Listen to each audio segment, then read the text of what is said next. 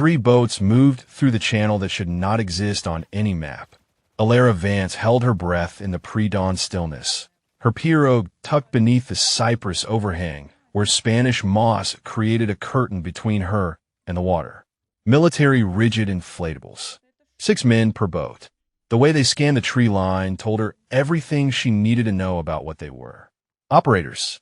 The question burning through her mind was simpler and far more dangerous. What were they hunting in her swamp?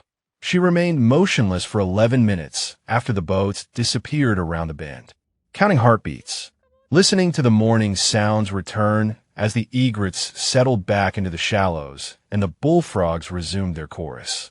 Only when the basin breathed normally again did she dip her paddle and slide deeper into the maze of waterways she had called home for 6 years. Before we dive into the story, drop a comment and let us know what state you are watching from. Maybe you have lived near wild places like this, where the land keeps its own secrets. The Atchafalaya had accepted her when nothing else would. 1.4 million acres of swamp and bayou and flooded forest where a person could disappear completely if they wanted it badly enough. Alara had wanted to, still did. The basin asked nothing of her except respect, and in return it provided everything she needed. Solitude, purpose, the kind of silence that let her sleep without dreaming of the Philippines. A sound broke her concentration, high and sharp, distress. She found the great blue heron tangled in monofilament line near a half-submerged cypress knee. The fishing line had wrapped around its wing and neck, and the bird's struggles had only tightened the trap. Alara approached slowly, speaking in low tones that meant nothing except calm. Easy now, easy. She had learned patience in places far worse than this. The heron's wild eye tracked her as she eased alongside, and when she reached out, it struck at her hand hard enough to draw blood. She did not flinch, did not pull back, simply waited until the bird exhausted itself against her stillness, then worked her knife beneath the line with hands that knew how to be gentle when gentleness was required. It took 4 minutes to free the wing, another 2 for the neck. When she finally lifted the last loop away, the heron stood frozen for a long moment, as if unable to believe in its own freedom. Then it spread those massive wings and lifted into the morning sky, and Alara watched it go with something that might have been envy. Freedom was a thing she had stopped believing in years ago. The sun climbed higher as she made her way toward Marcus Tremblay's fish camp. Following channels she could navigate blindfolded. Marcus was the closest thing she had to a friend out here, which meant they shared coffee twice a week and occasionally helped each other with engine repairs. He never asked about her past. She never offered. It was an arrangement that suited them both. The fish camp appeared through the trees, weathered wood and rusted tin roofing, a dock where rental boats knocked against their moorings. Marcus sat on his porch with a cup of coffee, and he raised it in greeting as her pirogue emerged from the vegetation. "So your visitors this morning," Alara said as she tied off. Marcus nodded slowly. "Been around 3 days now. Told the sheriff they're running some kind of training exercise. Military business. Nothing for civilians to worry about." "You believe that?" Marcus was quiet for a moment. "I believe they make me nervous. The way they look at everything like they are measuring it." He paused, like they are hunting something. Alara felt the old instinct stir in her chest, the one she had buried in Louisiana mud and tried to drown in bayou water. Maybe they're just training. Maybe. Marcus handed her a cup of coffee, black and strong enough to strip paint. "But I have lived in this basin 60 years. Trained men do not need to run the same channels over and over unless they are looking for something specific. Or someone." The coffee burned her tongue. She welcomed the distraction. "Have they talked to you?" "Came by yesterday. Wanted to know about water routes. Hidden areas. I told them I just catch fish." He met her eyes. "They asked about you." The words hung in the humid air. Alara set down her cup carefully, controlling the tremor that wanted to start in her hands. "What did you tell them?" "That I do not know anyone matching that description. Solitary woman. Lives alone in the deep basin." He shrugged. "Told them people come and go out here. Hard to keep track." Alara stood. She needed to move. Needed to think. "I should check my lines." Marcus caught her arm, his grip surprisingly strong for a man his age. "Be careful, Elara. I do not know what you are running from. Never asked. But whatever those men are looking for, I hope to God it is not you." She managed something like a smile. "I am nobody, Marcus. Just a fishing guide who likes her privacy." But as she paddled away from the fish camp, she could not shake the feeling that the swamp was holding its breath, waiting for something to break. The afternoon passed in surveillance. Elara positioned herself where she could watch the main channels without being seen, and 3 times she observed the military boats running patterns that had nothing to do with training. They were searching, methodical, professional. Whatever they were looking for, they expected to find it in the water. She returned to Marcus's camp at dusk to warn him to stay close to home. The first thing she saw was his boat drifting in the shallows, empty. The second thing she saw was the blood on the gunwale, dark and wet in the fading light. Marcus was gone. Elara did not scream, did not call out his name across the darkening water. She had learned long ago that noise was a luxury survivors could not afford. Instead, she brought her pirogue alongside the drifting boat and studied what the blood could tell her. The pattern mattered, smeared along the gunwale rather than pooled in the bottom. Drag marks. Someone had pulled Marcus out of this boat, and he had been alive enough to bleed when they did it. She pressed her fingers to the stain. Still tacky. Less than 2 hours old. She secured his boat to hers and paddled toward the fish camp with controlled strokes, her mind running calculations she had not performed in 6 years. 3 boats. 6 men each. 18 operators at minimum, probably more in support. They had taken Marcus because he knew these waters, or because he knew her. Either way, they had made their first mistake. They had given her a reason to look closer. The fish camp was wrong before she reached the dock. Small things that most people would miss. The screen door hung at a different angle. Boot prints in the mud that did not match Marcus's worn sneakers. She tied off 20 yards downstream and approached through the sawgrass on foot, moving the way the swamp had taught her. The way she had taught others before the Philippines took everything. Inside, the violence was contained but thorough. Someone had searched this place with professional efficiency. Drawers emptied, floorboards pried up in 3 locations. The mattress sliced open and gutted. They were looking for something specific, and the destruction told her they had not found it. Elara stood in the center of the ransacked room and breathed. Let the space speak to her. Marcus was old-school Cajun, distrustful of banks and bureaucracy. If he was hiding something important, it would not be anywhere obvious. Her eyes found a coffee can on the shelf, the one he always used for her visits. She lifted it down and felt the weight shift wrong. The false bottom came away with a twist, and inside she found a federal badge and a folded photograph. The badge belonged to Special Agent Renata Osei, Naval Criminal Investigative Service. The photograph showed a woman in her 30s, professional and serious, standing outside what looked like a naval facility. Someone had written a phone number on the back, and beneath it a single word. Careful. NCIS. Whatever those operators were doing in the Atchafalaya, federal law enforcement had taken notice before they took Marcus. The question was whether Agent Osei had found what she was looking for, or whether she had become another thing lost in this swamp. Elara pocketed the badge and photograph. She would need supplies, weapons, time to think. But as she turned to leave, headlights swept across the windows from the access road, and she dropped flat behind the overturned couch without conscious thought. The sheriff's cruiser rolled to a stop outside. Deputy Thibodeau, young and eager and completely out of his depth for whatever was happening here. She watched him approach the cabin, one hand resting on his sidearm, like he had seen in training videos. "Miss Vance." His voice carried through the broken screen door. "Got a call about some trouble out here. You inside?" She considered her options. The deputy was local, probably knew nothing about the operators or their mission. Involving him could get him killed. She rose slowly, keeping her hands visible. Someone broke in. She stepped onto the porch. Marcus Tremblay is missing. Found his boat, drifting with blood on it. Deputy Thibodeau's face cycled through confusion and concern before settling on bureaucratic helplessness. Missing persons is serious. I should call this in. To who? Elara kept her voice flat. The sheriff told me himself that military has jurisdiction out here right now. You call this in, it goes to them. Same people running boats through protected waterways. Same people, Marcus said, came asking questions yesterday. The deputy shifted his weight. I cannot just ignore a missing person. Then do not ignore it. She stepped closer, holding his gaze.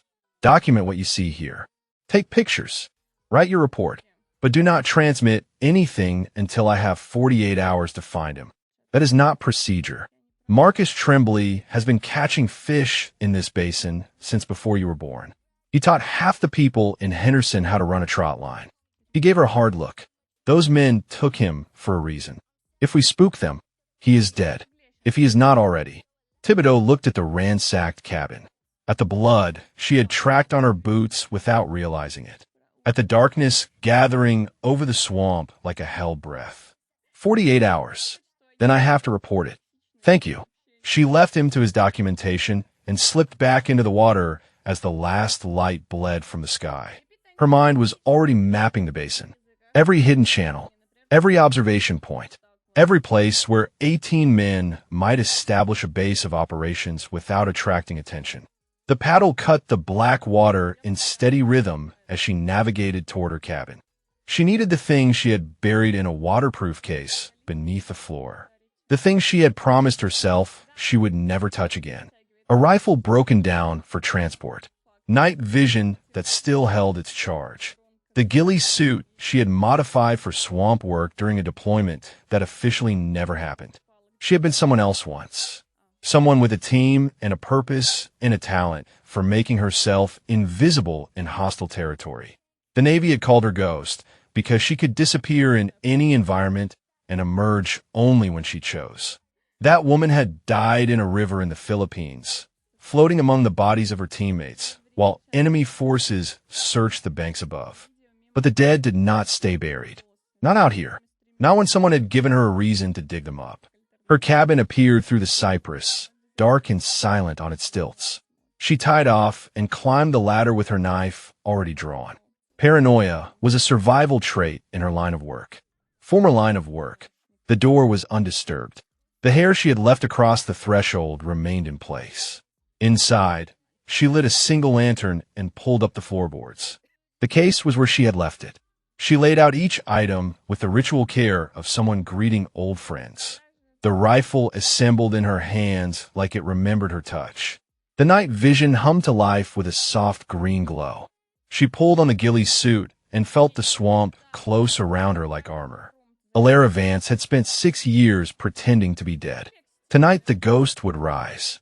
She was halfway back to the main channel when her spotlight caught something metallic in the shallows. She killed the light immediately and drifted closer on momentum alone. The object resolved in the darkness. Dog tags tangled in the roots of a cypress knee, placed where someone traveling these waters would find them. She fished them out and angled them toward the moonlight. The name meant nothing to her, but the unit designation stopped her heart. SEAL Team 3. Her old team, the one that had died in the Philippines. Someone was leaving her breadcrumbs. Someone who knew exactly who she was. The dog tags burned against her palm like an accusation. Alara turned them over twice more, confirming what she already knew. SEAL Team 3. The unit designation that had been carved into her soul alongside the names of 7 dead operators. Someone out here knew her history, knew what those numbers would mean to her.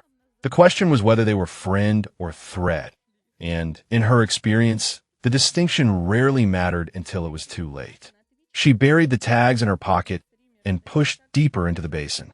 Dawn found her motionless in a cypress stand overlooking Henderson Levee, her ghillie suit rendering her indistinguishable from the surrounding vegetation. The rigid inflatables were moored below in a neat line, and she counted heads as men moved between boats and the temporary structure they had erected on the levee. 18 confirmed.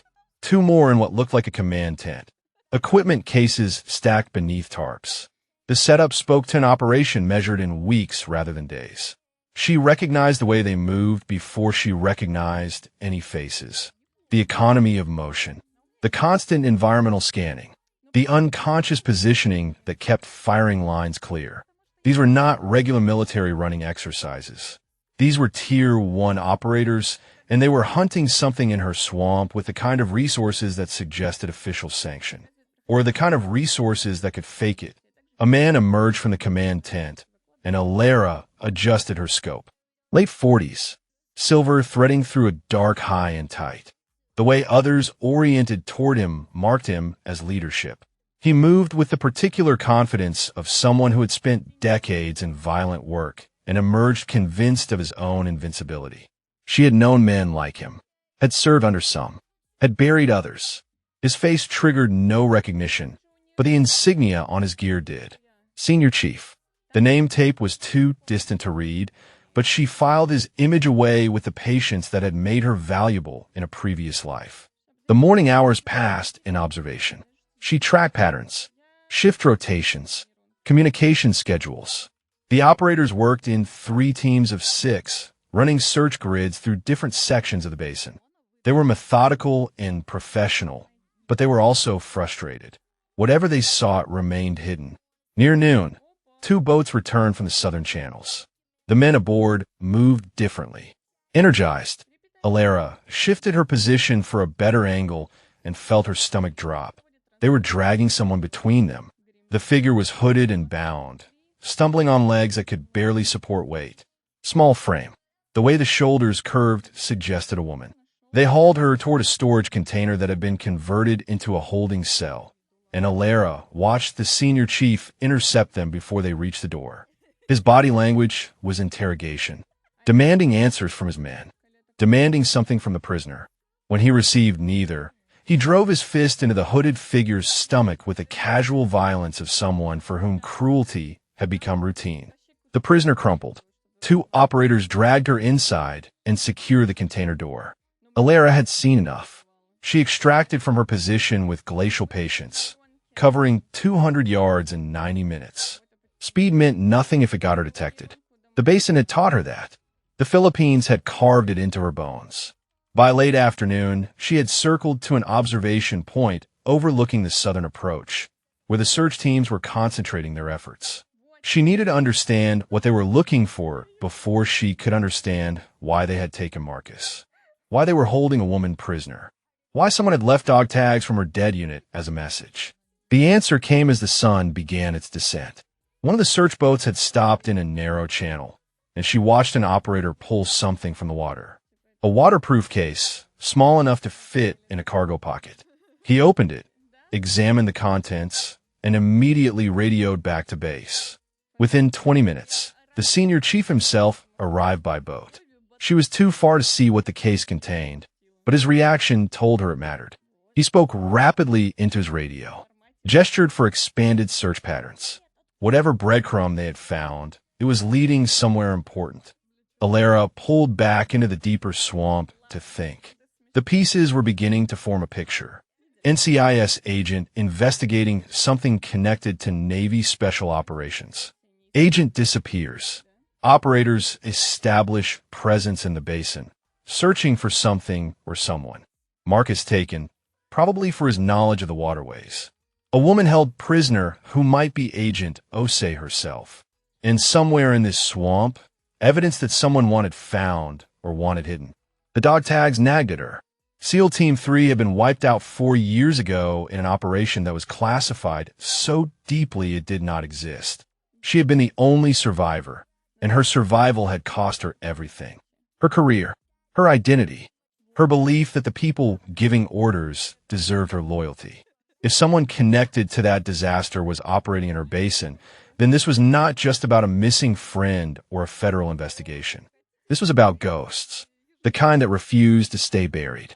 She made her way toward the holding container as darkness fell, taking a route through flooded timber that no outsider would know. The operators had set a perimeter, but they were watching for approach by water. They were not watching for someone who could move through the swamp like she had been born in it.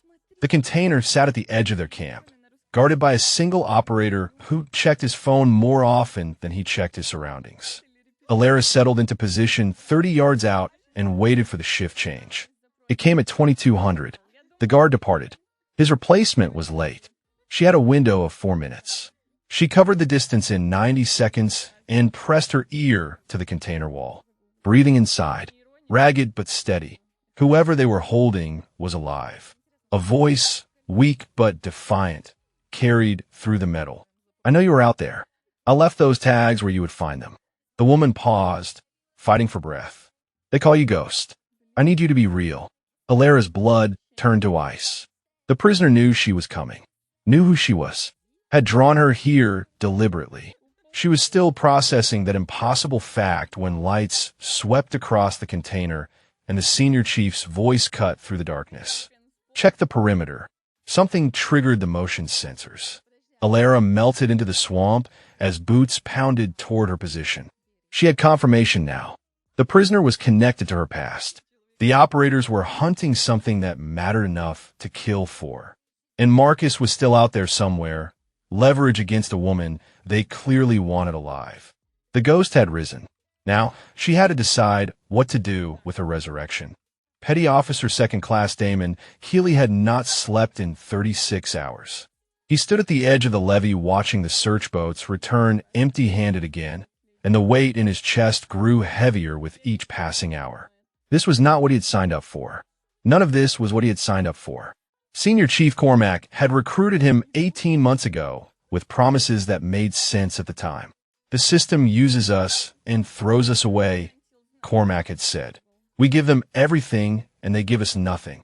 This is how we take care of our own. Keeley had believed him, had wanted to believe that the money flowing into offshore accounts was somehow justified. Compensation for years of sacrifice that the Navy would never acknowledge. But there was a woman bleeding in a shipping container. An old man zip-tied in the equipment shed. And somewhere in this swamp, something was hunting them back. The motion sensor alert 2 hours ago had put everyone on edge. Cormac insisted it was wildlife. An alligator or feral hog triggering the perimeter. But Keeley had seen the senior chief's eyes when he gave that explanation. Cormac was worried. For the first time since Keeley had known him, Wade Cormac was genuinely worried. That terrified him more than anything else. Keeley, Cormac's voice cut across the levee. You're on the old man. Get him talking about the eastern channels. I want to know every hidden route in this basin by morning. Keeley nodded and walked toward the equipment shed, his boots heavy on the packed earth. Inside, Marcus Tremblay sat against the wall with his hands bound and his face swollen from questioning that Keeley had refused to participate in. The old man's eyes tracked him as he entered, wary but unbroken. I'm not going to hurt you. Keeley closed the door behind him. But I need you to understand something. The man running this operation will not stop until he gets what he wants. If you know anything that can help end this faster, you should tell me now. Marcus spat blood onto the concrete floor. You think I have survived 60 years in this swamp by trusting men with guns who come asking questions in the dark. I think you're going to die if you do not give them something. Then I die. The old man's voice carried a dignity that made Keeley look away. But I will not help you find her. Her. Keeley felt the word land like a punch. What do you mean her? Marcus said nothing. His silence was answer enough. There was someone else out there. Someone these men were hunting beyond the federal agent. Someone Marcus was willing to die to protect. Keeley thought about the motion sensor alert. The way Cormac had tripled the perimeter watch. The unease rippling through operators who had faced enemy fire without flinching. Who is she? Keeley crouched to meet the old man's eyes. Who is out there? Marcus studied him for a long moment. Something in his expression shifted. Recognition, maybe. Or hope. You're not like the others. I see it in you. The sickness in your gut when they hurt people. The questions you are afraid to ask. Keeley said nothing. She is someone who cannot be found unless she wants to be. Marcus leaned closer, his voice dropping. And right now, she is deciding whether you deserve to live through what is coming. The words crawled down Keeley's spine. He stood abruptly and left the shed without looking back, his mind racing through implications he was not ready to face. Alara watched the young operator emerge from the equipment shed and saw the conflict written in his posture. She had been observing the camp for 3 hours from a position no one would think to check, submerged to her chin in the black water beneath a cypress overhang. The ghillie suit broke up her outline. The swamp hid her heat signature.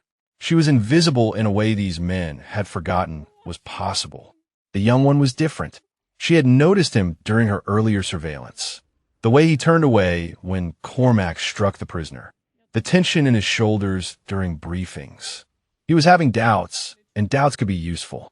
But first she needed to confirm where they were holding Marcus. She had mapped the camp thoroughly now.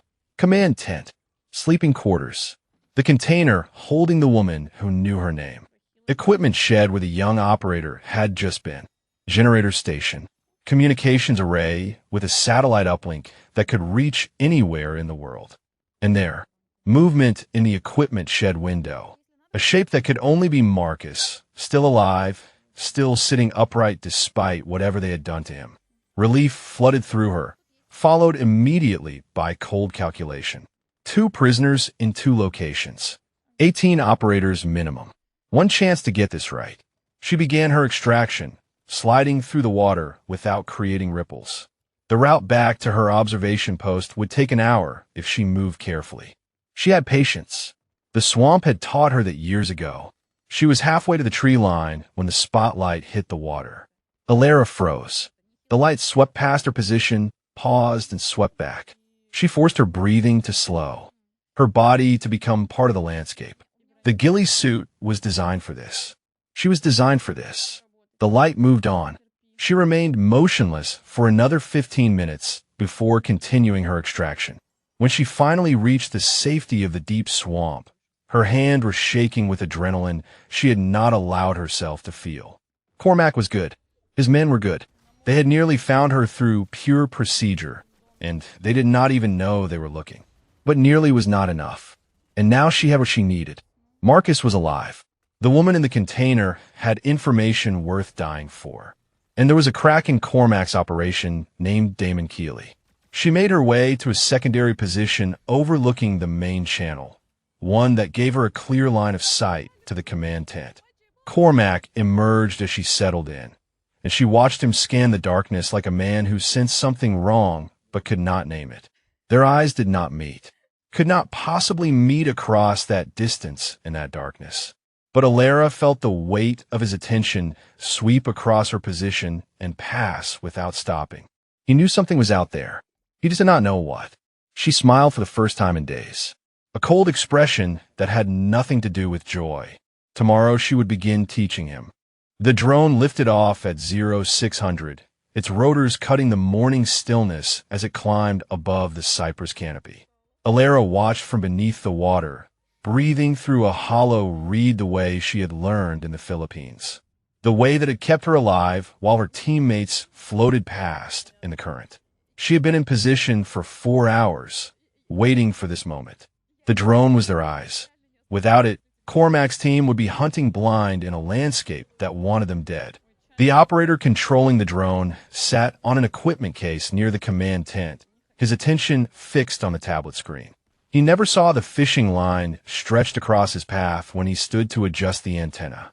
Never understood why his foot caught and his body pitched forward and his skull connected with the corner of the case with a sound like a melon striking concrete. Alara was already gone by the time the shouts began. The drone wobbled overhead, its operator unconscious and bleeding into Louisiana mud. Someone scrambled to grab the controls, but the momentary lapse was enough. The aircraft drifted beyond the signal range and dropped into the swamp like a stone. First blood. Not lethal, but it did not need to be. This was about sending a message. She moved through flooded timber with the patience of a heron stalking prey. The swamp was waking around her, indifferent to the violence unfolding in its heart. A great egret watched her pass from its perch on a cypress knee. A water moccasin slid away from her approach without alarm. She belonged here in ways these men never would. The second strike came at 0830. Cormac had sent a 3-man team to recover the drone. They moved in tactical formation, covering angles, communicating with hand signals. Professional, disciplined, exactly what she expected from Tier 1 operators. They were not expecting the swamp itself to attack. Alara had spent the pre-dawn hours preparing the channel they would have to traverse. Fishing line at ankle height beneath the waterline. A hornet's nest relocated to overhang the narrowest passage. 3 cotton mouths encouraged to sun themselves on the only viable landing point.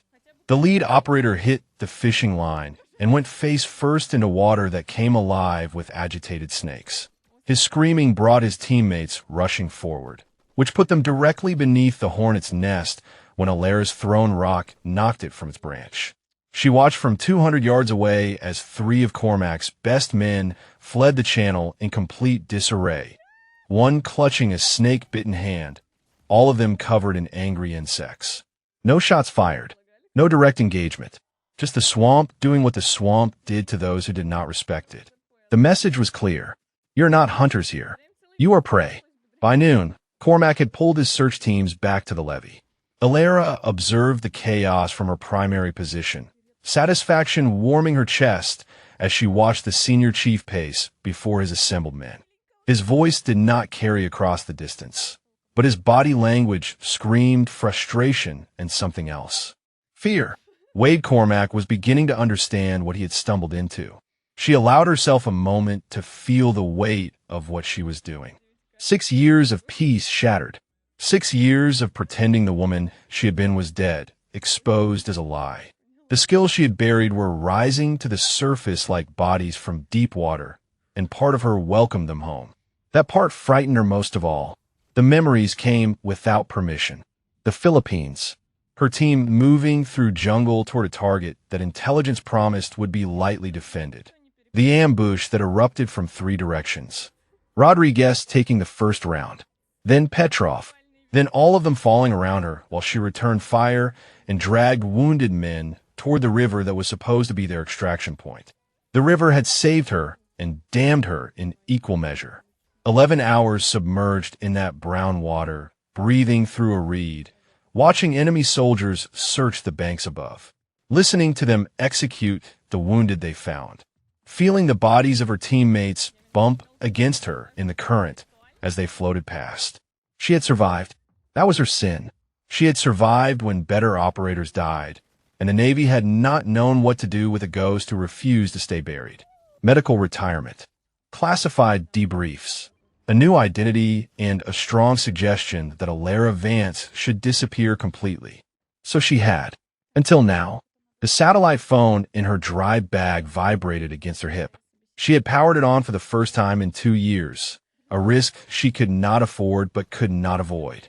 The number on the screen was blocked. She answered without speaking.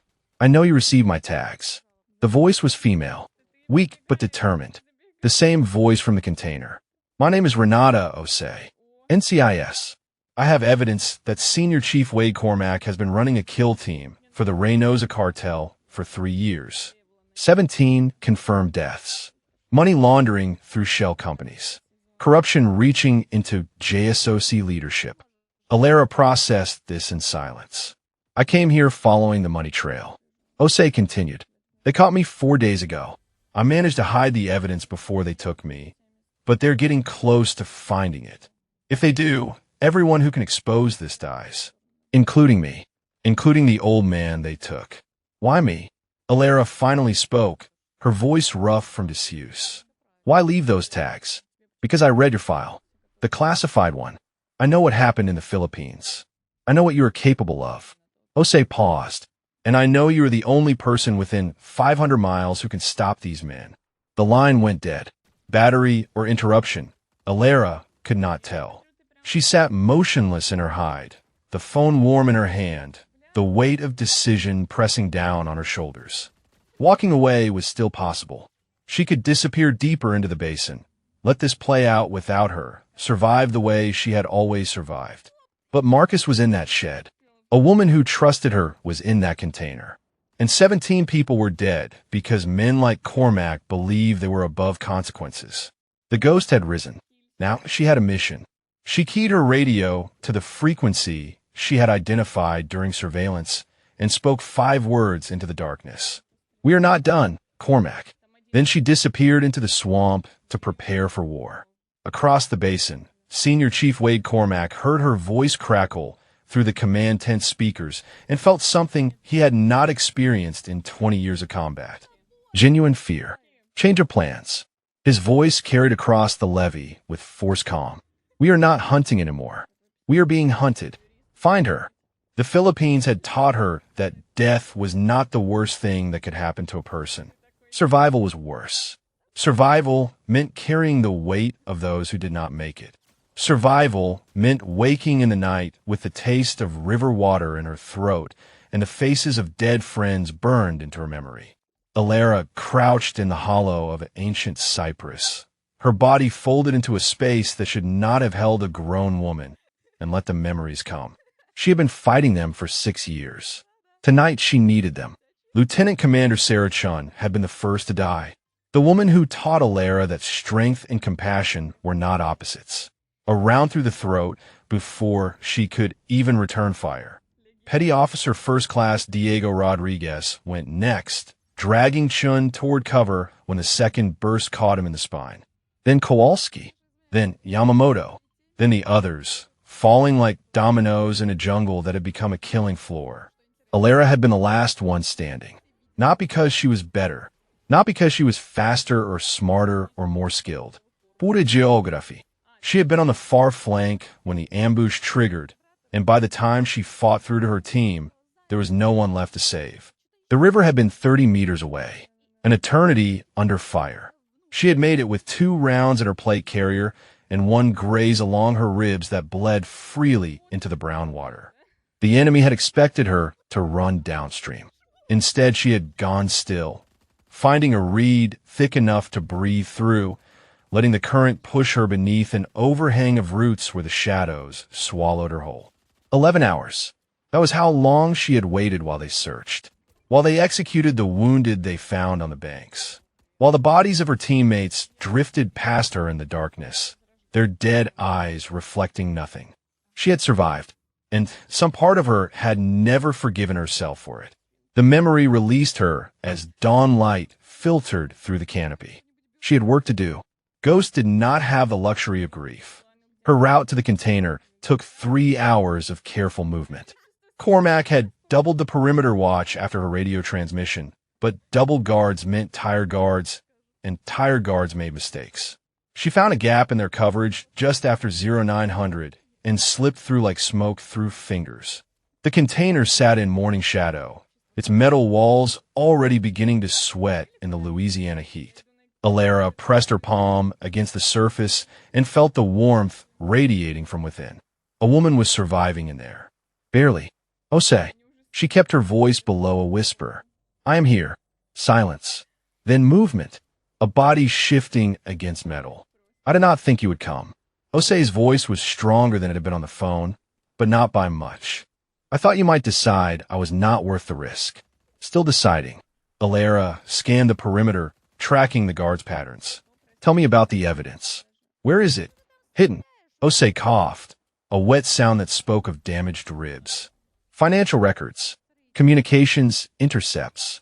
Enough to bring down Cormac and everyone above him who has been looking the other way. I buried it in a waterproof case before they caught me. Where?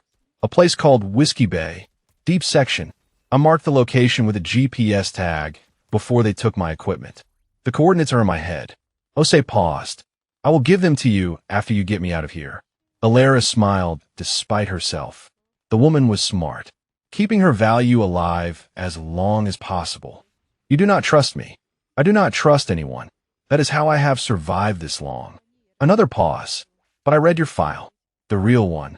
I know what you did to the men who set up that ambush in the Philippines. The ones who sold your team's position to the enemy. The words hit Alara like a physical blow. She had buried that chapter deeper than any other. The months after her recovery, the private investigation, the discovery that a contractor had traded her team's route for cartel money, the quiet vengeance she had extracted in a Bogota hotel room that officially never happened. You know why I am here, then? Alara's voice had gone flat. You know what I am capable of? I know you're the only person who can stop this. Osei pressed against the container wall, her voice urgent. Cormac is not just running assassinations.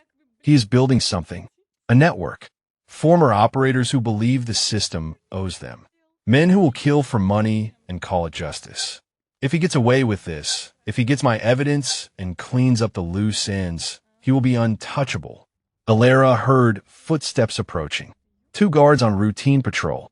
She melted back from the container and vanished into the shadows beneath the levee. She had confirmation now. This was not just about Marcus or Osei or even the 17 dead. This was about a cancer growing inside the special operations community. Men she might have served beside, might have trusted with her life, turned into killers for hire. Cormac had to be stopped, but not yet. Not until she had the evidence that would ensure his destruction was complete. She was halfway to her extraction point when the camp loudspeakers crackled to life. Attention, whoever is listening. Cormac's voice echoed across the basin, amplified and confident. I know you are out there. I know you've been watching, and I want you to know that I understand exactly who you are. Alara froze. They called you Ghost. SEAL Team 3. The sole survivor of Operation Fallen Cedar. Cormac's tone shifted, becoming almost conversational. I have read your file too. Impressive work in the Philippines. Even more impressive what you did afterward to the men responsible. He knew. Somehow he knew everything. So here's my proposal. You have something I want. I have something you want. The old man specifically, Marcus Tremblay, 60 years in this swamp, and he still bleeds like everyone else. A screen flickered to life on the side of the command tent. Alara could see it from her position, just barely. Marcus on his knees. Cormac standing behind him with a blade that caught the morning light. You have until sunset to show yourself. Cormac pressed the blade against Marcus's throat, drawing a thin line of red. After that, the swamp gets another body. The feed cut to black. Alara stood motionless in the shadows, her heart pounding against her ribs. Cormac had changed the game. He was not hunting her anymore. He was baiting her, and the bait was the only friend she had left in the world. The sun crawled across the sky like it was mocking her. Every minute that passed was a minute closer to sunset. A minute closer to Marcus dying because she had chosen to become a ghost instead of staying dead. Alara calculated her options from a hide site overlooking the eastern approach to the camp. Direct assault was suicide. 18 operators dug in and waiting for exactly that. Negotiation was pointless. Cormac did not want to talk. He wanted her neutralized and his operation secured. That left deception, the only weapon she had ever truly mastered. She keyed the radio frequency she had used before. Cormac, I am listening. The response came within seconds. He had been waiting. Ghost, I was beginning to think you did not care about the old man. What do you want? Straight to business. I respect that. Cormac's voice carried the easy confidence of a man holding all the cards. What I want is simple. You surrender yourself. Walk into camp with your hands visible. In exchange, I release Marcus Tremblay unharmed. And Agent Osei, the federal agent, is not part of this negotiation. She has information that belongs to me. Once I recover it, her fate becomes irrelevant. Alara felt cold rage building in her chest. She let it sharpen her focus rather than cloud it. You are lying. The moment I show myself, Marcus dies anyway. You cannot afford witnesses. Cormac chuckled. You are good. I will give you that. But consider your alternative. You stay hidden, Marcus dies at sunset, and then I burn this swamp section by section until I flush you out. I have resources you cannot imagine. Tom is on my side. He was right. She knew he was right. The basin was vast, but it was not infinite. Given enough time and enough men, they would find her. Or they would find her body after exhaustion and exposure did what they could not. But Cormac had made a mistake. He thought she was alone. She checked her watch. For hours until sunset. For hours to change the equation. I need proof Marcus is still alive. Her voice betrayed nothing. Put him on. Static. Then Marcus's voice, strained but steady. Alara, do not do this. Do not trade yourself for me. I am an old man. I have lived my life. You still have yours. The words cracked something open in her chest. Marcus had never asked her about her past. Never demanded explanations for her silence or her scars. He had simply accepted her as a neighbor and treated her with the quiet dignity that had become so rare in her world. She could not let him die. I will be there before sunset. She cut the transmission before Cormac could respond. The next 3 hours were the most critical of her life. She moved through the basin with desperate purpose, visiting locations she had prepared over years of paranoid contingency planning. Caches of equipment, hidden routes, traps laid dormant waiting to be activated. By the time the sun began its descent, she had transformed the approach to Cormac's camp into a killing ground. Not for direct assault, for chaos, for the single window of opportunity she needed. She reached the container, holding Osei with an hour of daylight remaining. The guards had been pulled to reinforce the main perimeter, leaving the prisoner temporarily unwatched. A mistake born of overconfidence. Osei. Alara pressed against the heated metal. I'm getting you out. When the chaos starts, move toward the western channel. There's a pirogue hidden in the cypress stand with a lightning scar. You know how to paddle?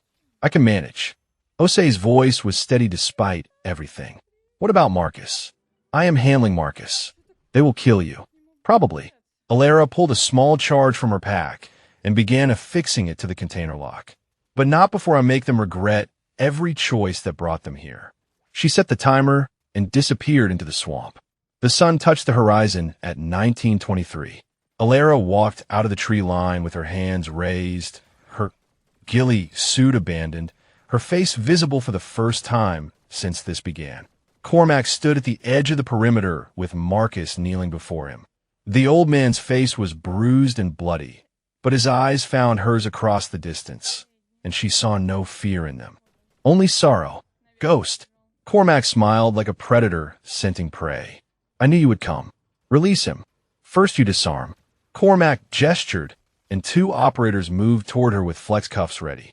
Then we have a conversation about where Agent Osei hid my property. Alara, let them approach. Let them reach for her wrists. Let them believe they had one. Then the first charge detonated. The explosion ripped through the equipment shed, sending a fireball into the darkening sky. The operators grabbing her flinched. 1 second of distraction. That was all she needed. She broke the first man's wrist and took his sidearm before he understood what was happening. The second caught an elbow to the throat that dropped him choking to the ground. She was moving before either hit the dirt, sprinting toward Marcus as the camp erupted into chaos behind her. The container charge blew. The perimeter sensors screamed false alarms as her prepositioned decoys triggered in sequence. Operators scrambled in 3 directions, unsure which threat was real. Cormac did not scramble. He did not panic. He drew his blade across Marcus's throat with a single efficient motion. No. The word tore from Alara's chest as she watched the old man crumple. She raised the stolen pistol, but Cormac was already moving, using his men as cover, shouting orders that restored discipline to the chaos. She reached Marcus as the last light bled from the sky.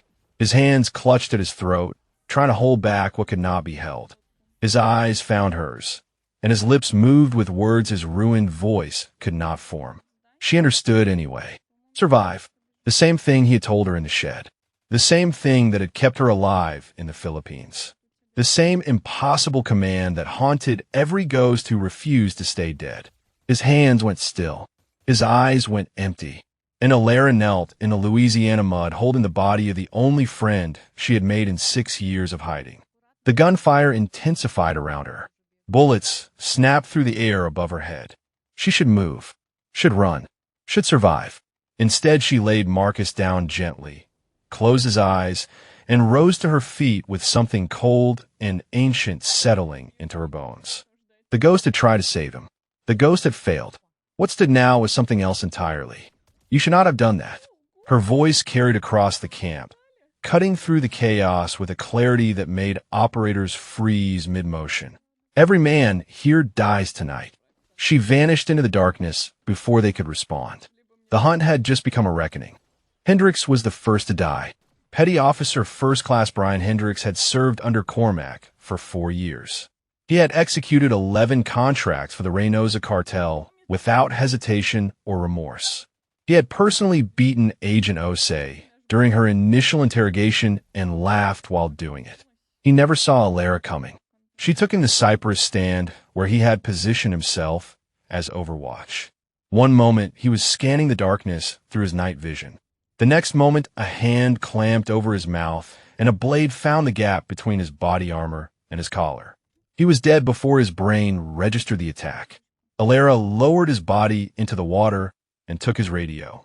Cormac's voice crackled through, demanding status reports from positions around the perimeter. She counted the responses. 16 remaining. One already hunting her in the wrong direction. Another guarding the command tent. 14 in the swamp. 14 men who had signed up for murder and called it business. She would make it personal. The next hour became a masterclass in psychological warfare. She did not attack again immediately.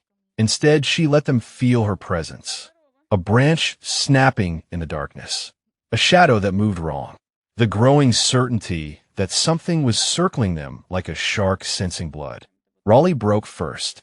The sniper had positioned himself on the levee with clear sight lines in 3 directions. But clear sight lines meant nothing when the enemy could move through water without creating ripples. He started shooting at shadows, then at sounds, then at nothing at all.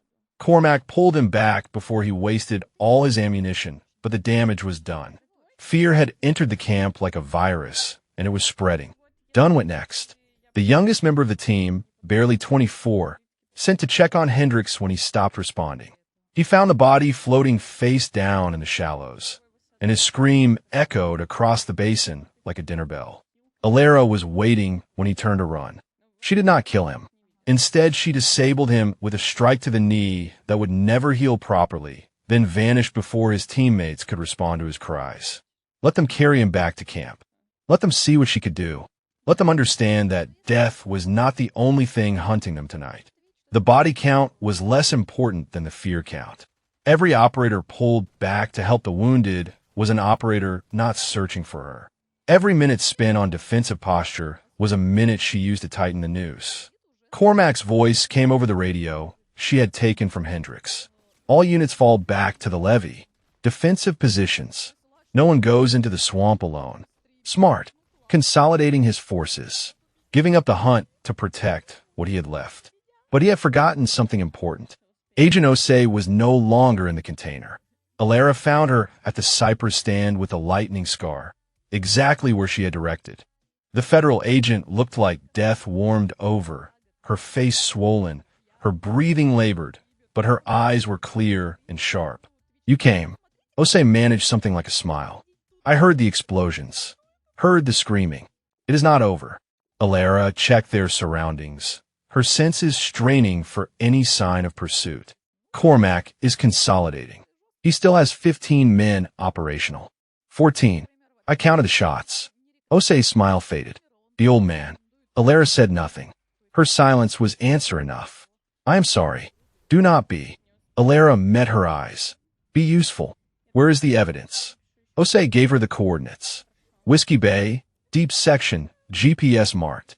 The case was waterproof, buried in silt, invisible to anyone who did not know exactly where to look. Can you make it there alone? Osei considered the question. If I have to, you have to. Alara handed her a compass and a waterproof flashlight. Follow the western channel until it forks. Take the left branch. The bay opens up after 2 miles. Find the evidence and get out of the basin. There is a ranger station 12 miles north. Tell them everything. What about you? I'm going to finish this. Osei caught her arm. Cormac is not like the others. I have studied him for 2 years. He planned for contingencies you cannot imagine. If you go back there alone, you will die. Alara gently removed the agent's hand. Then I die. But he dies first. She helped Osei into the pirogue and watched her paddle into the darkness. The federal agent was tough, resourceful. She would make it. And when she did, the evidence she carried would burn Cormac's entire network to the ground. But that was tomorrow's problem. Tonight belonged to the dead. Alara worked her way back toward the levee through channels only she knew. The operators had set a tight perimeter now, overlapping fields of fire, constant communication. Professional, disciplined, terrified. She could see it in the way they gripped their weapons, the way their heads snapped toward every sound. the way they had pulled so tight together that they had left their flanks completely exposed. Vang was running the drone replacement, a smaller unit with inferior range. She watched him struggle with the controls from her position in the flooded timber, his attention fixed on the screen rather than his surroundings. She put a round through the drone and disappeared before he could identify the muzzle flash. The camp erupted, operators firing into the darkness, shouting contradictory orders. Cormac's voice cutting through the chaos, trying to restore control. She moved to a secondary position and dropped another operator with a shot to the leg. Non-lethal, but incapacitating. Another man pulled from the line to render aid. By midnight, Cormac had lost 4 men dead or disabled. His perimeter had shrunk to a fraction of its original size. His remaining operators were exhausted, terrified, and losing faith in their leader's ability to protect them. Alara watched from the darkness, patient as the swamp that had made her. She is not surviving out here. Cormac's voice drifted across the water, weary but analytical. She is living out here. This is her home. We are the invaders. A pause. Then quieter, almost to himself. We made a mistake coming here. Alara smiled in the darkness. The senior chief was finally beginning to understand. But understanding would not save him. Nothing would save him now. Dawn was 6 hours away. By the time the sun rose, this would be over. One way or another. The drowning cypress stood at the heart of the basin like a monument to endurance. 300 years old, its trunk wider than a car, its roots creating a fortress of twisted wood and black water. Locals said it had survived hurricanes, floods, and fires that consumed everything around it. They said spirits lived in its branches. Tonight those spirits would have company. Cormac had retreated to the ancient tree as dawn approached, recognizing what Alara had known for years. The drowning cypress was the most defensible position in the basin. Its roots created natural barriers.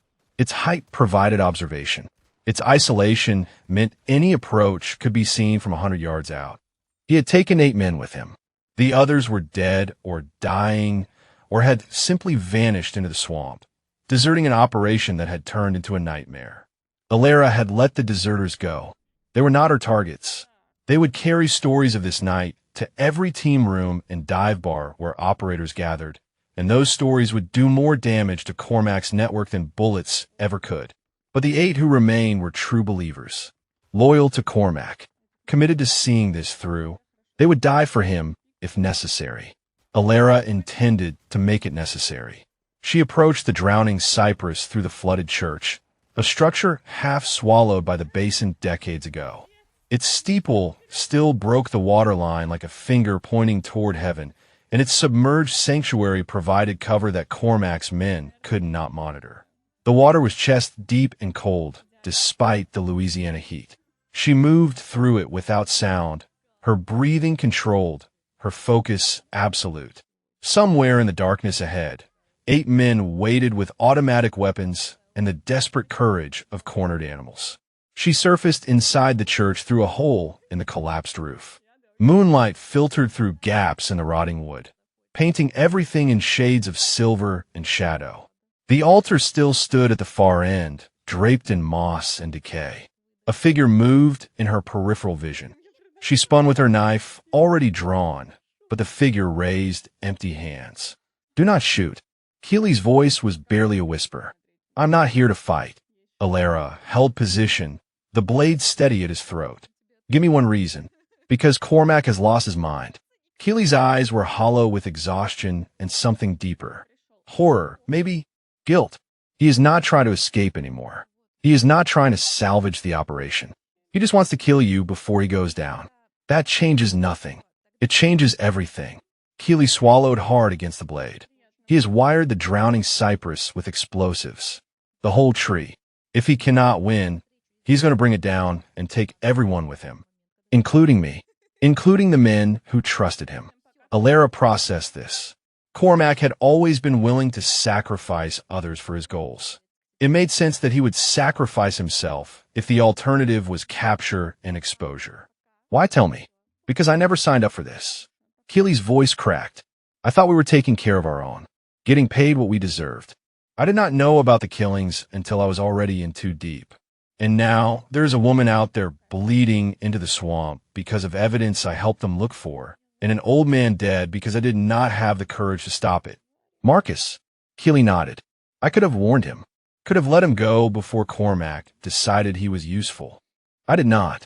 That is on me. Alara studied him in the moonlight. The young operator was broken in ways that would take years to heal, if he healed at all. She had seen that look before. In the mirror, mostly. She lowered the knife. Show me where the explosives are rigged.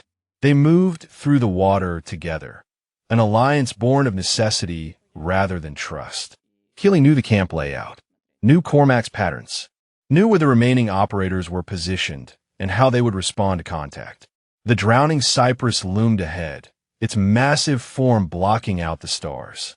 Alara could see movement in the roots now, shadows that resolved into men with weapons trained on every approach. Main charge is at the base of the trunk. Keely pointed through the darkness. Secondary charges on the 3 largest root buttresses. He has a dead man's switch. Releases pressure, everything goes. Can it be disarmed? Not without him knowing. The trigger is wired to his vest. Then I need to take him alive long enough to secure the switch.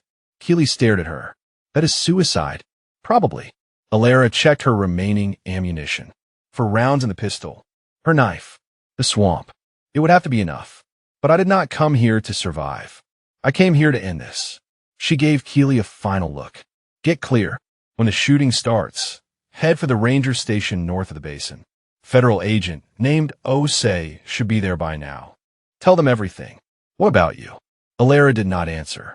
She was already moving. The approach to the drowning cypress required crossing 50 yards of open water.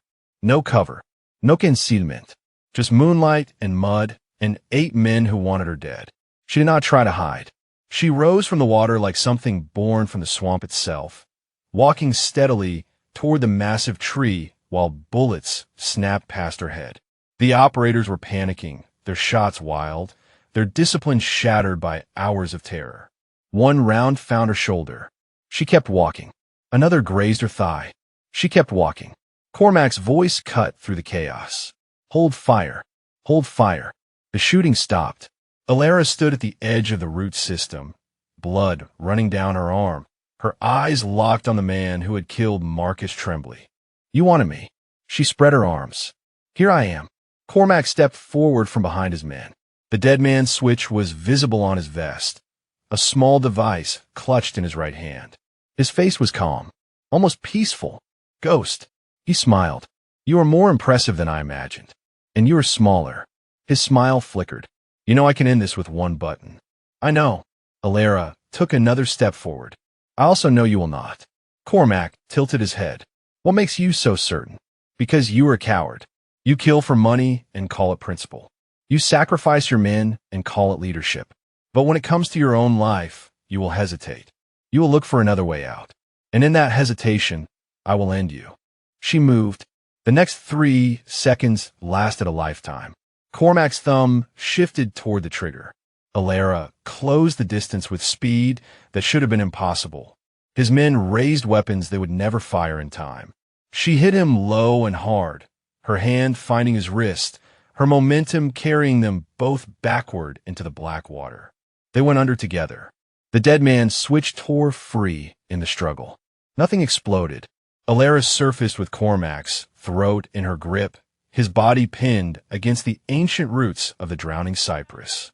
His men stood frozen above them, weapons trained but useless. One wrong shot, and their leader died. It is over. Alara's voice carried across the water. Lower your weapons. This ends now.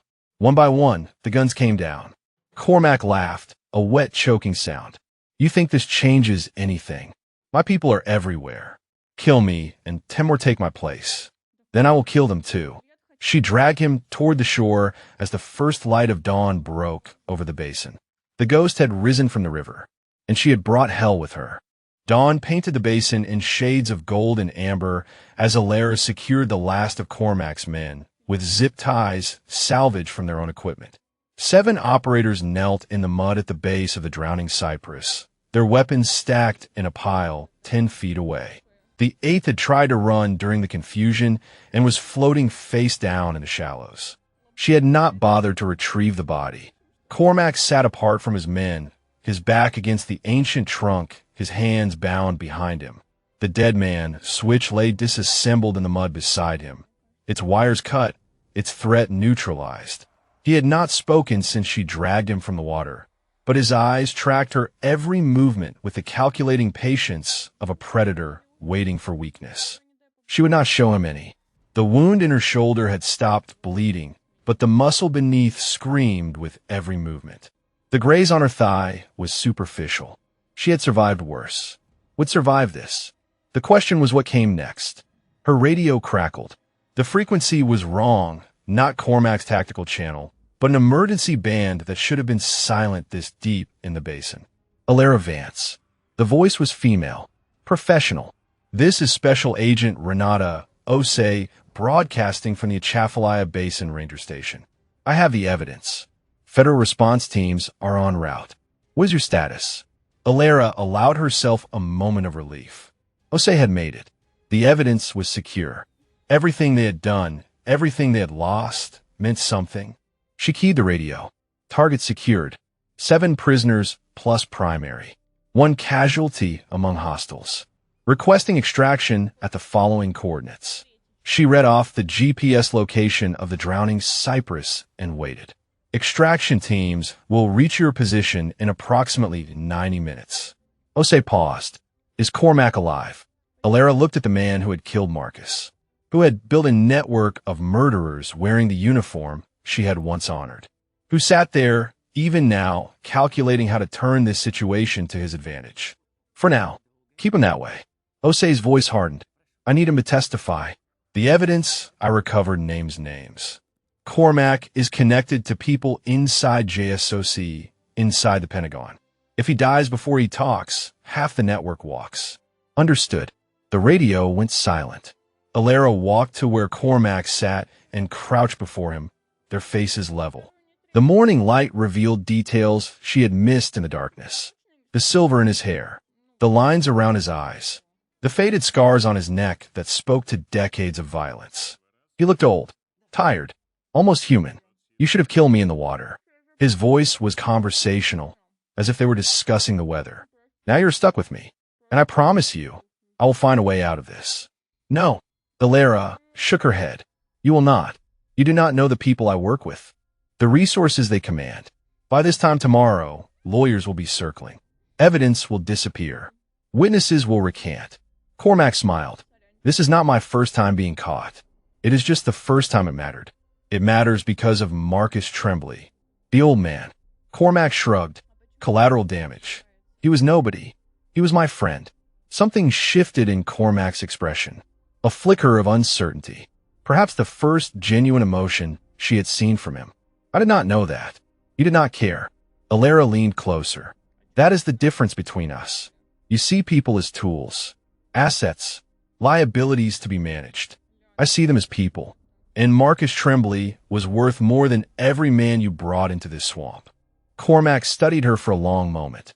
You think you are different. You think what you did tonight was righteous. But I have read your file, Ghost. I know what you did to the men who sold out your team in the Philippines. That was not justice. That was revenge. Yes. Alara did not flinch. It was. Then how are we different? She stood, looking down at him with something that was not quite pity and not quite contempt. I only kill people who deserve it. She walked away before he could respond. The next hour passed in tense waiting. Alara maintained watch while the prisoners sat in sullen silence, their earlier fear giving way to exhaustion. Some of them would cooperate with federal investigators. Others would lawyer up and fight. It did not matter. Osei had the evidence. The network would burn. The sound of helicopter rotors reached her ears before she saw the aircraft. 2 Black Hawks approaching from the north, their silhouettes unmistakable against the morning sky. Federal markings. The cavalry had finally arrived. They landed in a clearing 200 yards from the drowning Cypress, and agents in tactical gear poured out with weapons ready. Alara raised her hands as they approached, allowing herself to be surrounded without resistance. Alara Vance. The lead agent was a square-jawed man with the bearing of former military. I am Special Agent Torres, FBI Counterterrorism. Agent Osei briefed us on the situation. You're not under arrest, but we need to debrief you immediately. The prisoners first. Alara nodded toward Cormac and his men. Especially him. He has information about a network inside Special Operations Command. Torres followed her gaze. We know. Agent Osei's evidence is already being analyzed at Quantico. This is going to be the biggest corruption case in military history. Good. She watched as federal agents took custody of the prisoners, reading rights, documenting injuries, beginning the process that would end careers and destroy lives. Cormac met her eyes one final time as they led him toward the helicopters. His expression promised that this was not over. She promised herself that it was. Osei emerged from one of the Black Hawks and crossed the clearing to where Alara stood. The federal agent looked better than she had in the swamp, cleaned up and bandaged, her professional composure restored. You did it. Osei extended her hand. You actually did it. Alara shook it. We did it. No. Osei held her gaze. I gathered evidence. You burned down their operation with your bare hands. That was all you. The words should have felt like victory. Instead, they felt like exhaustion. What happens now? Now you get medical attention. Osei glanced at the blood soaking through Alara's shirt. Then we debrief. Then, if you are willing, I would like to talk about what comes next for you. I am retired. You were hiding. Osei smiled. There is a difference. Before Alara could respond, Torres approached with a satellite phone. Miss Vance. His expression was troubled. We have a situation. Cormac's operation had a contingency protocol. When he missed his check-in window, it triggered an automatic alert. Alert to who? Torres hesitated. Cartel assets. They are mobilizing a response team. ETA to this position is approximately 30 minutes. Alara looked toward the helicopters where Cormac sat in custody. Then we need to be gone in 20. She started walking toward the aircraft, her wounds forgotten, her exhaustion irrelevant. The fight was not over yet. The Blackhawks lifted off with 3 minutes to spare. Alara watched through the window as the basin fell away beneath them, the drowning cypress shrinking to a dark speck amid endless green and brown. Somewhere down there, cartel vehicles were converging on a position that no longer held anything of value. Let them come. Let them find nothing but empty mud and spent shell casings. Let them understand that their operation had been gutted by a ghost they would never catch. She leaned back against the vibrating fuselage and let exhaustion take her. The next 72 hours passed in a blur of hospital beds, debriefings, and federal agents who wanted every detail of her 5 days in the swamp. Alara gave them what they needed. Tactical information, timeline of events, locations of bodies that would need to be recovered. She answered their questions with the clinical precision of an operator delivering an after-action report, and if they noticed the emptiness behind her eyes, they were professional enough not to mention it. Osei visited on the second day, carrying coffee and news. Cormac is talking. The federal agent settled into the chair beside Alara's hospital bed. His lawyers tried to shut him down, but he fired them this morning. Says he wants to make a deal. What kind of deal? Full cooperation. Names, dates, financial records, operational details. Everything he knows about the network in exchange for life without parole instead of the death penalty. Alara sipped the coffee. It was better than anything the hospital provided. Will they take it? They already have. Osei's expression was complicated. I know it feels like he is getting away with something, but the information he is providing will bring down 17 other operators, 3 contractors, and at least 2 people inside the Pentagon. This is bigger than one man's punishment. Marcus would disagree. Osei was quiet for a moment. Maybe, but Marcus is gone, and the best way to honor him is to make sure this never happens again. The words settled into Alara's chest like stones. She had spent 6 years running from the woman she used to be. Now that woman had risen, done what needed to be done, and retreated back into the shadows. The question was whether Alara could follow her. What about Keeley? Petty Officer Keeley is cooperating fully. Osei set down her coffee. He is facing charges, but his testimony against Cormac and the others will be a mitigating factor. My guess is 5 to 7 years, maybe less with good behavior. He helped me. At the end. I know. That isn't my report. Osei paused. He asked about you. Actually, wanted to know if you made it. What did you tell him? That ghosts are hard to kill. Ilera almost smiled. The third day brought different visitors. A woman in a navy dress uniform with captain's insignia appeared at her door, accompanied by a man in civilian clothes whose bearing screamed intelligence community. Chief Petty Officer Vance. The captain's voice was formal but not unfriendly. I am Captain Reyes, Naval Special Warfare Command. This is Mr. Harrison from the Office of Naval Intelligence. I am retired, medically separated. Harrison spoke for the first time. There is a difference. Ilera studied them both. If you are here to arrest me for what happened in Bogota 4 years ago, you are wasting your time. I have already given my statement to the FBI. We are not here about Bogota.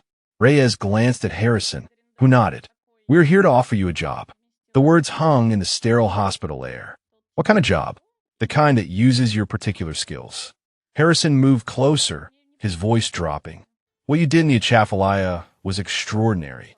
Single-handed neutralization of an 18-man Tier 1 element. Recovery of critical intelligence. Extraction of a federal agent under impossible conditions. I had help. You had a swamp and your training. Harrison shook his head. We have been looking for someone like you for a long time. Someone who can operate independently in environments where traditional assets cannot function. Someone who can become a ghost when the mission requires it. I became a ghost because I wanted to disappear. Ilera met his eyes. Not because I wanted to keep fighting. And yet you fought anyway. Reyes stepped forward. When innocent people were in danger. When a friend needed help. You could have stayed hidden. You chose not to. That was different. Was it? Harrison tilted his head. Or was it exactly who you have always been? Ilera thought about Marcus. About the way he had looked at her in those final moments. About the word his dying lips had formed. Survive. But survival was not the same as living. She had learned that lesson in 6 years of hiding. 6 years of watching sunsets alone. 6 years of pretending that peace was enough when every part of her knew it was not. I need time. Her voice surprised her with its steadiness. To think about it. Of course. Reyes produced a card and placed it on the bedside table. When you are ready, call this number. Whatever you decide, your country owes you a debt that can never be repaid. They left without ceremony. Ilera stared at the card for a long time after they were gone. On the 4th day, they released her from the hospital. Osei drove her back to the basin, to the unmarked channel that led to her cabin on stilts. The federal agent did not ask questions during the drive, did not offer platitudes or advice, just sat in comfortable silence while Louisiana rolled past the windows. They stopped at Marcus's fish camp first. The crime scene tape had been removed. The damage repaired by Hans. Ilera did not know. Someone had placed flowers on the porch. White lilies. Marcus's favorite. She stood there for a long time, remembering. He talked about you once. Osei's voice came from behind her. Before I went undercover. He said there was a woman in the deep swamp who had forgotten how to be human. He said he was trying to remind her. Ilera closed her eyes. Did it work? I think it did. Osei touched her arm. But I think you already knew how to be human. You just forgot why it mattered. The drive to her cabin took another hour. Osei helped her unload the few possessions she had taken with her, then stood at the water's edge as Ilera climbed into her pirogue. What will you do now? Ilera looked at the swamp that had hidden her for 6 years. The swamp that had made her a weapon when she needed to be one. The swamp that felt less like home than it ever had before. I do not know. She dipped her paddle into the black water. But I think it's time to find out. She pushed off from the shore and let the current carry her into the maze of channels she knew better than her own heartbeat. Behind her, the world waited. Ahead of her, something new was beginning. 3 weeks passed before Ilera made her decision.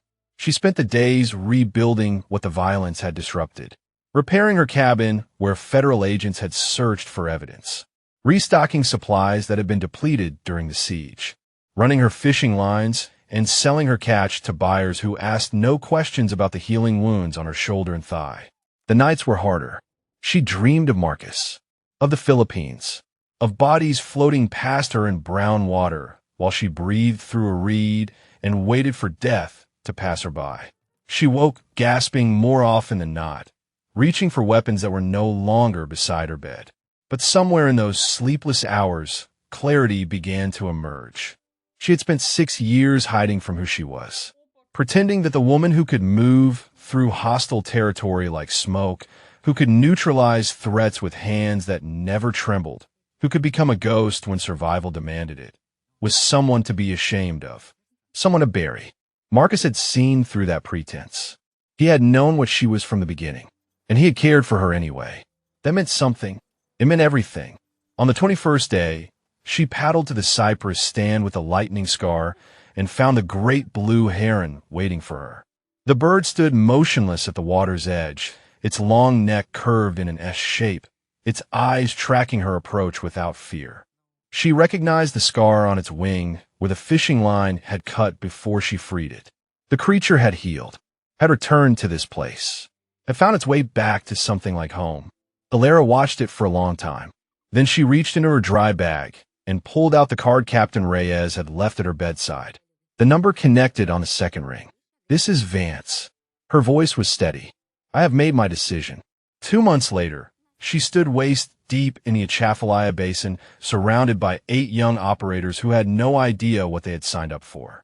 The training program had been her condition for accepting the position. No office work, no committee meetings, no political games. Just her, the swamp, and the next generation of special operators who needed to learn what she knew. How to survive when extraction was not coming.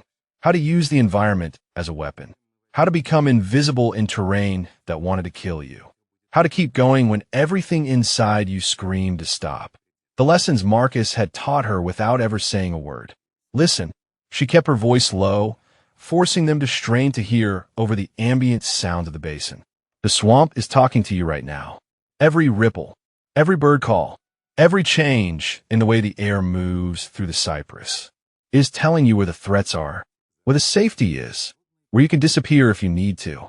One of the operators, a young woman with fierce eyes and a chip on her shoulder the size of Texas, raised her hand. "Chief Vance, how long did it take you to learn to read the swamp like that?" Alara considered the question. 6 years. But I had good teachers. She did not elaborate. They did not need to know about Marcus, about the Philippines, about the 17 days that had burned away everything she thought she knew about herself and left something cleaner in its place. They just needed to learn. By the 3rd month, the program had produced results that exceeded every metric the brass cared about. Survival rates in simulated hostile environments increased by 40%. Operators who completed the training reported confidence levels in unconventional terrain that matched their performance in urban settings. Word spread through the special operations community that there was a woman in Louisiana who could teach you things no one else could. They called her the ghost of Atchafalaya. She let them. Osei visited on a Saturday in late October, carrying news and a bottle of bourbon that had cost more than Alara's monthly grocery budget. Cormac's trial concluded yesterday. The federal agent poured 2 glasses and handed one over. Life without parole. No possibility of appeal. Alara sipped the bourbon. It burned in all the right ways. The others. 17 convictions so far. More coming. Osei settled into the chair across from her. The network is gutted. It will take them years to rebuild if they ever do. They will try. Probably. Osei met her eyes. But now they know what happens when they try. They know there's a ghost in the swamp who will hunt them down if they cross certain lines. Alara thought about that. About the reputation she had never wanted but could not escape. About the way fear could be a weapon more powerful than any rifle. Good.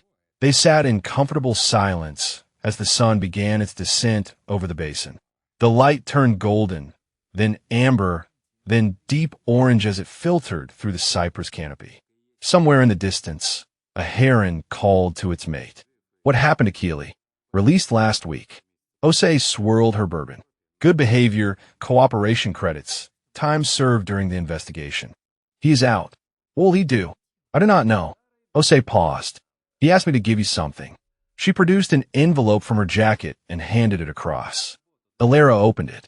Inside was a single photograph.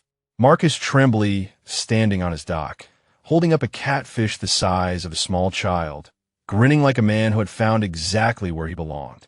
On the back, in handwriting she did not recognize, were 4 words. He would be proud. Alara stared at the photograph for a long time. The grief was still there, would always be there, but it had transformed into something she could carry, something that made her stronger instead of weaker. She set the photograph on the table beside the bourbon and looked out at the swamp that had become her home twice over. Marcus had tried to remind her how to be human.